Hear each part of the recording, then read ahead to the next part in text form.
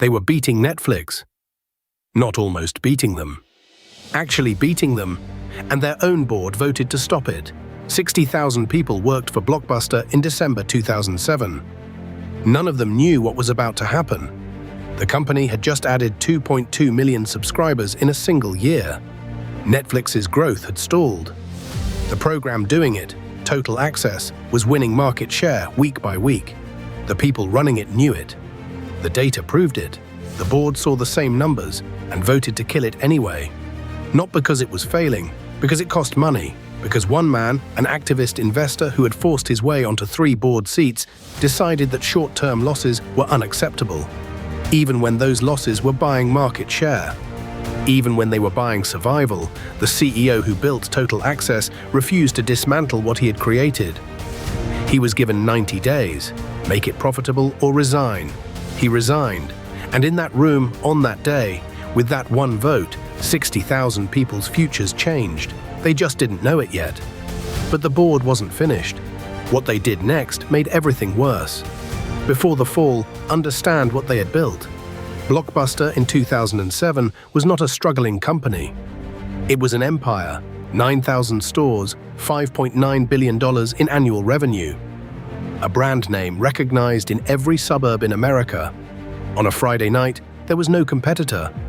You drove to Blockbuster, you walked the aisles, you chose. That was the ritual. For 20 years, Blockbuster owned the ritual. CEO John Antioco understood something important. He understood that the ritual was ending. Streaming was coming. Netflix had proved the model worked. Antioco's answer was Total Access, online DVD rental combined with the one thing Netflix could not replicate: the ability to walk into a store and exchange your disc for free. It was a hybrid, a bridge, a bet that physical presence could be leveraged, not abandoned. For 1 year it worked. The subscriber numbers proved it. The market was responding. Blockbuster was briefly winning. 2005. Icahn was already a legend. Decades of forced restructurings, hostile takeovers, extracted cash. His method was proven. Buy a stake, take board seats, demand returns, and exit. He began buying Blockbuster shares. By 2005, he controlled nearly 10% of the company and 3 seats on the board. He was publicly attacking Antioco's spending. He was publicly dismissing digital strategy. In one statement, he called online video, quote, "not important." That phrase. In 2005, when Netflix had already shipped its 100 millionth disc, Icahn's board faction immediately created a governance split. Long-term survival strategy on one side, short-term cost discipline on the other. Institutional investors supported Icahn. He had a track record. He had delivered before. The fact that this business was different, that the existential threat was structural, not operational, did not register as a variable. The board split and never fully unified again. Early 2007, Antioco presented the board with a plan. Total Access would lose money for 2 to 3 years. That was not a flaw, that was the strategy. Subscriber acquisition at scale required investment before it generated returns. Netflix had proved this. Amazon had proved this. Every platform business in history had proved this. The board's response was a 90-day ultimatum. Make it profitable or resign. Antioco's team showed the projections. The board majority did not dispute the numbers. They disputed the timeline. 90 days against a 2-year investment horizon. The ultimatum was not a negotiation, it was a forced choice. Antioco refused to destroy the program. He resigned in July 2007. He collected his contractual severance. He walked out of a company he had spent years positioning to survive.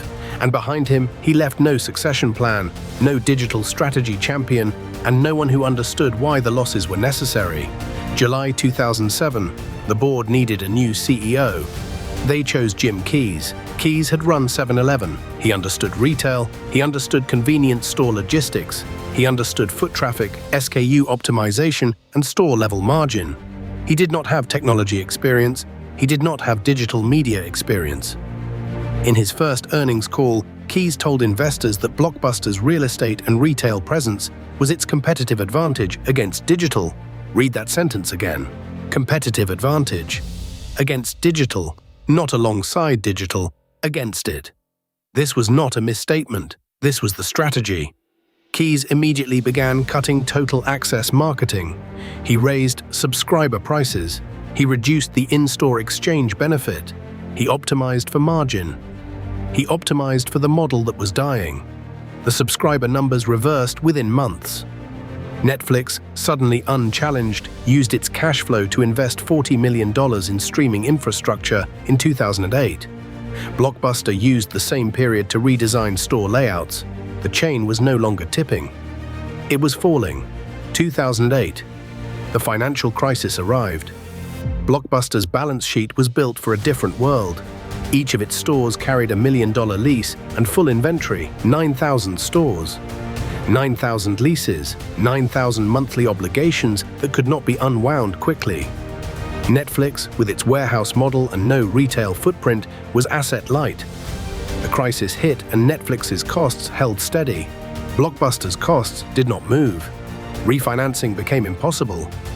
The debt structure could not bend. In 2009, Blockbuster's debt was downgraded. Credit lines tightened. The company could not close stores fast enough, could not invest in digital, and could not compete on price. On September 23, 2010, 36 months after the board fired Antioco, Blockbuster filed Chapter 11, $1 billion in debt, thousands of locations shuttered, 60,000 employees displaced. By 2013, the last corporate-owned stores closed. Netflix reached 20 million subscribers the same year Blockbuster filed for bankruptcy. 20 million, built on the breathing room that a boardroom vote had given them. Blockbuster did not fail because it missed streaming. It had a CEO who saw streaming coming. It had a product competing directly with Netflix. It had subscribers, stores, and capital. What it did not have was a board aligned with its survival. Icahn was not wrong that Blockbuster needed financial discipline. He was wrong about which threat was existential. He optimized for the wrong variable at the wrong moment, and the institutional investors who backed him, who believed quarterly returns were the correct metric for a company in the middle of a structural industry shift, they optimized for the wrong variable too.